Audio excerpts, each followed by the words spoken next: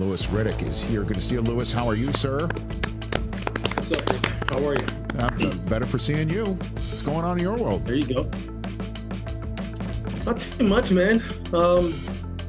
It's kind of like trying to ease on into the summer. That's right. And then I call. Keep tabs on what's going on in the league, and then get back to work in a couple weeks, couple months. That's right. That's right. So, I'll ask you what we've been wondering here. Oh, anything from minicamp this week? Anything? Any of the storylines? Any of the holdouts? Any of the quarterback competitions that you think we do have a roadmap of what's going to happen in week one and who's going to be around in week one? Louis Riddick. Anything this week? Man, I'll tell you, look, the Cincy situation with Jamar Stewart is just unbelievable.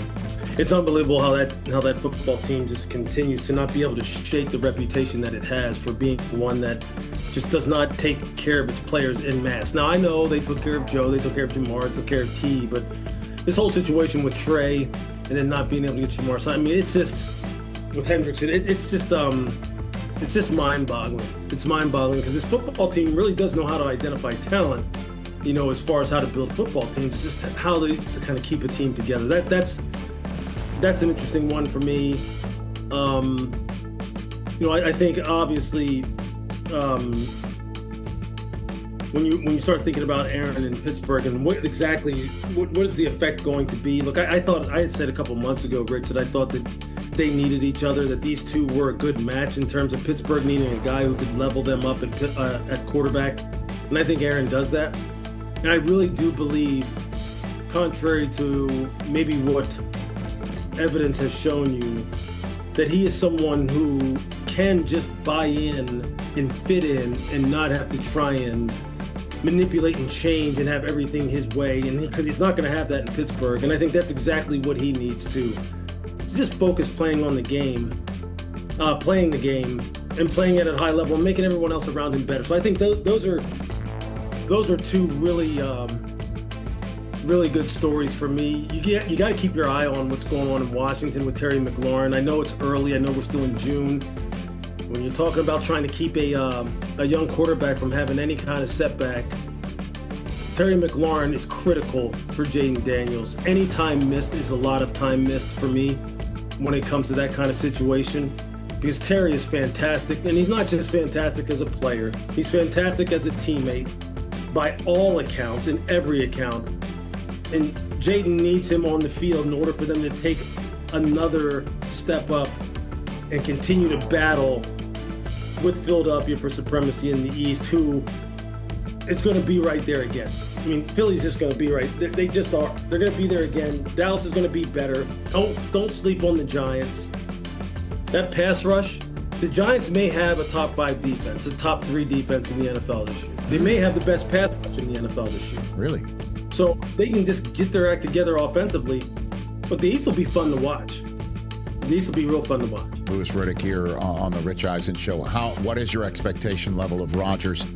And just to follow up, did you just basically say the fact that we're not sitting here talking about whether Rodgers has a list of players that he wants the Steelers to sign and that he's going to have his own hand-picked coordinator, the fact that sort of, lack of a better phrase, catering is not going to be available at the Pittsburgh Craft Service is going to serve Rodgers well? Did I pick up on that, Louis? Yeah, exactly. You know, it's amazing what you can do when your mind's not cluttered, right? When you're not trying to wear too many hats, and you can just kind of keep the main thing. And for him, that main thing is pretty damn good, which is playing quarterback. You know, he's pretty good at that. And you could see the respect. You could feel the respect, kind of like emanating, you know, through the television screen in this sense, when he was talking at his press conference, or rather his media availability, about the respect that he had for Mike.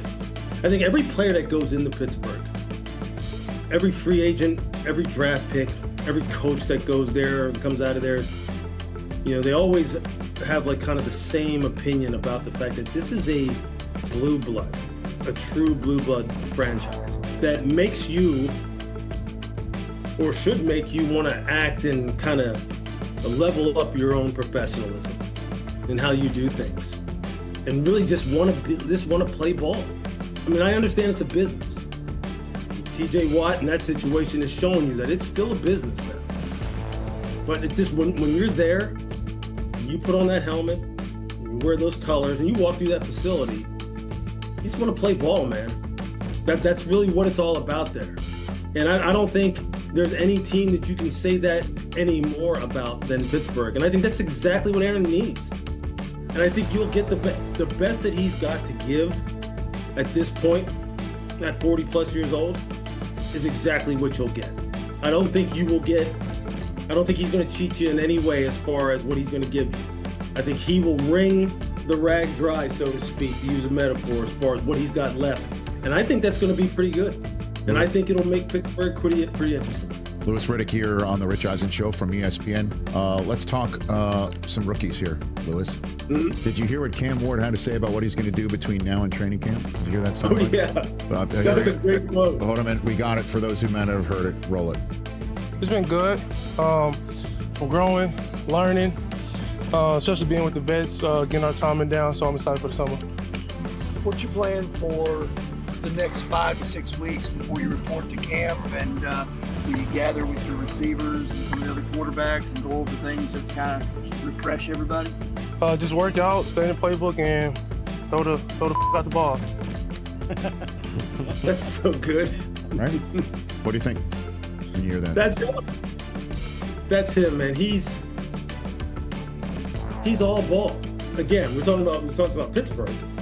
As far as an organization, it's just about ball. Cam's just about playing the game. Said on TV just the other day that he is the least hyped, talked about #1 overall pick that I can remember. And I can't understand. I understand why, because of the other big personalities in the draft this year, at quarterback, namely Shedeur, and all the oxygen that he took out of the room as far as the discussion is concerned. But Cam is legit, man. That's how he is. That's how he was. That's what the coaching staff told you when you went up to Pullman at Washington State. That's what Mario Cristobal told you and Shannon Dawson, the offensive coordinator, told you when you went down to Coral Gables in Miami. This is who he is. And then when you watched him on the field and playing games, when you went to his pro day, he's about ball. And he is a master talker when it comes to being able to draw back and forth with the opponent, back and forth with teammates, hold teammates accountable, hold himself accountable.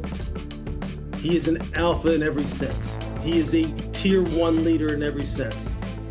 He took that program by the throat last year, Rich. He really did. Mario talked about it. Mario played on great teams at Miami, played with some of the best college football players and subsequently some of the best NFL football players in the history of the game. And he said, this guy's right up there with the best leaders of them all. That's exactly what Tennessee needed. Jeffrey Simmons, his own, the all-pro Bowl defensive tackle, was talking about the fact that he was impressed about the fact that this young rookie quarterback could trade one-liners and smack talk with the best of them while still taking instruction from his head coach and executing the offense and directing the offense at a high level for a rookie. He said, hell, if for nothing else, I was impressed just by that. And he can throw it. You've seen how he can throw it. I just think that as we get closer and closer to camp and the games start, I think Tennessee, for the first time in a while, has a guy who is going to demand that we start covering and sending lots of reporters down there, say, what do we have with this kid? Right. What do we have? I know small market team, blah, blah, blah, in the South and the AFC, but what do we have here? We haven't been giving this kid enough run. It's going to be time to give him some. Louis Riddick here on the Rich Eisen Show. Maybe part of the reason also you would talk about oxygen that you and I in our respective draft coverages spent time on, obviously, as Cam Ward's walking to the stage, the first major trade of the entire draft season occurs, right? And it's the Browns willingly coughing up the rights to draft Travis Hunter to Jacksonville for considerations including a first next year. So obviously we were going to be talking about that amidst what we would normally be focusing on the first overall pick in the draft in Cam Ward. This soundbite from Travis Hunter leapt out at me, Lewis, and I'd love to get your 2 cents on it on the other side of all of us in the media, including those that were down there in Duval County, hunting and pecking for how much he's going to play on both sides of the ball. Yep. How's it been just for you to be able to actually get on the field, play defense, play offense? We've been able to do that during this time. It's been great. I've been doing it my whole life, so nothing changed. But just learning in an NFL way, just the differences maybe, or how it's been for you, just